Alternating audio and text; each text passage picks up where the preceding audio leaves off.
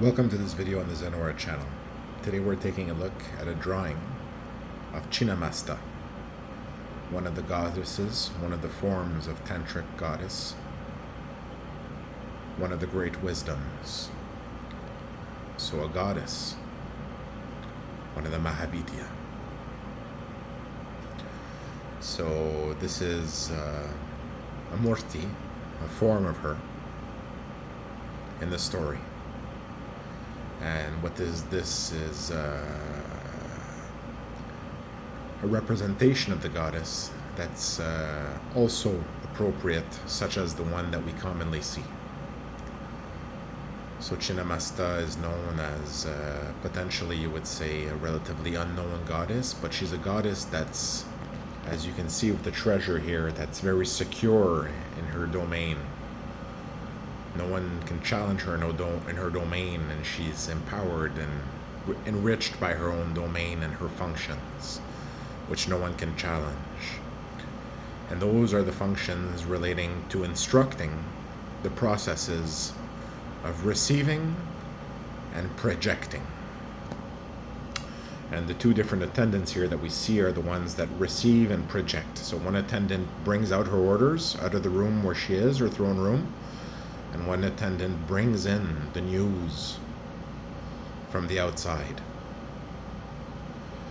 And she feeds these attendants with her very self, her very being, and they feed her in that sense as well. They are her army, her attendants, her trusted advisors, the top of her domain, of her kingdom, who give out the instructions and bring back the news from the kingdom. So this is a visualization of Chhinamasta, which is very appropriate here. As you can see, very large queen with her crown, with her riches in her throne room, the gold pieces here and the weapons in the throne room. So this is a Murti like the other Murtis brought to us by rishis, comes from experience, of someone who has experienced, gained the treasure,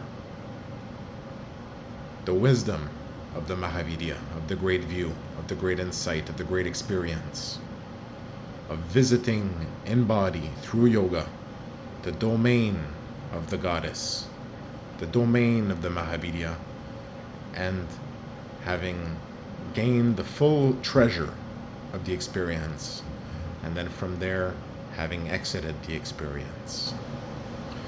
And the Mahavidya are stories that seek to retain to different degrees depending on the experience, and this is one story that seeks to retain very strongly.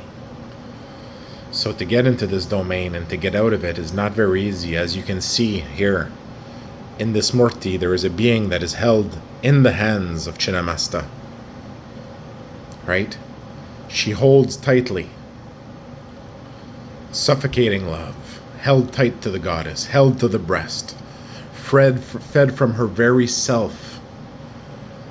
And this is the Murti of the god, her husband, the god, her treasure, that enters in her domain.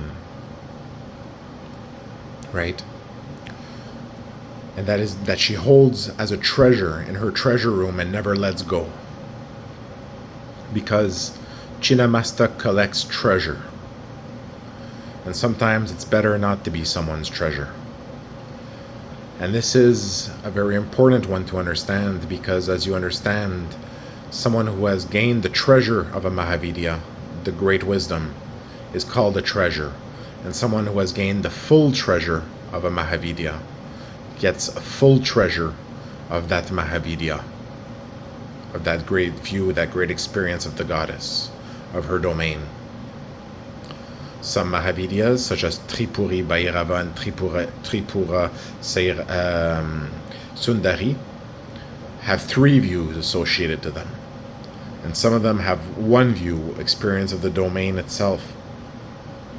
So the one that have Tripura before it, Tripura Bhairavi, and Tripura Sundari, they have three views associated.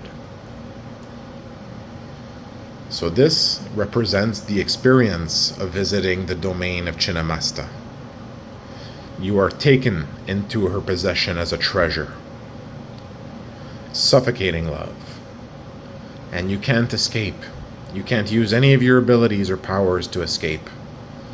She will never let you go.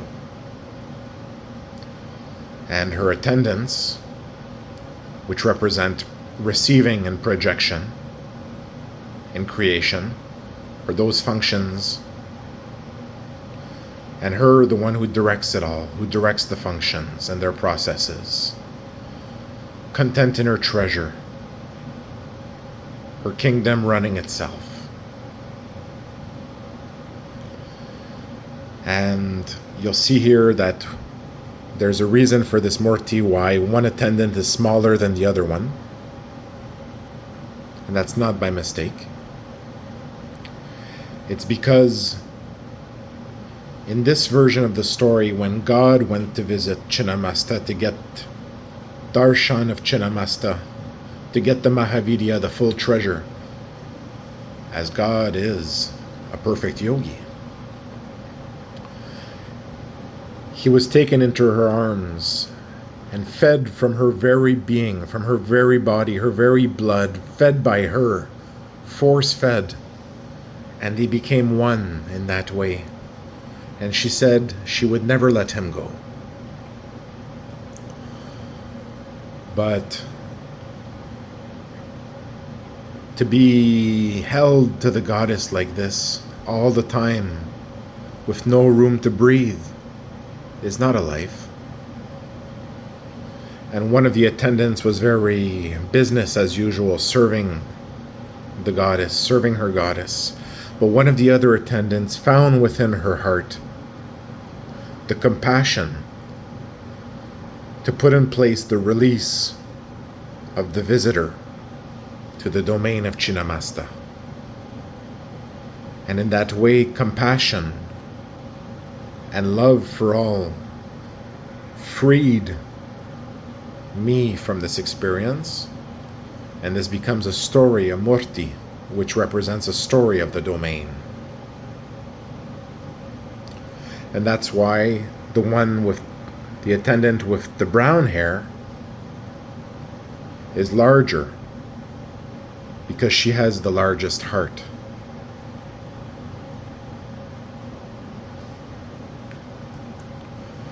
In this story, also the goddess knows that later on in the story, of course,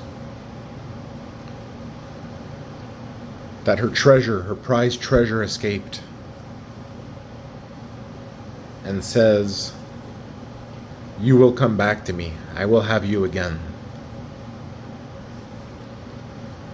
Because she knows that her prized treasure is the Satguru, and that if some of his disciples get lost in her realm one day, she will hold them tightly until he comes and trades place with them, to be once again forever with Chhinamasta, who will not be abandoned. I hope you enjoyed this video on the Zen Aura channel. Have a great day.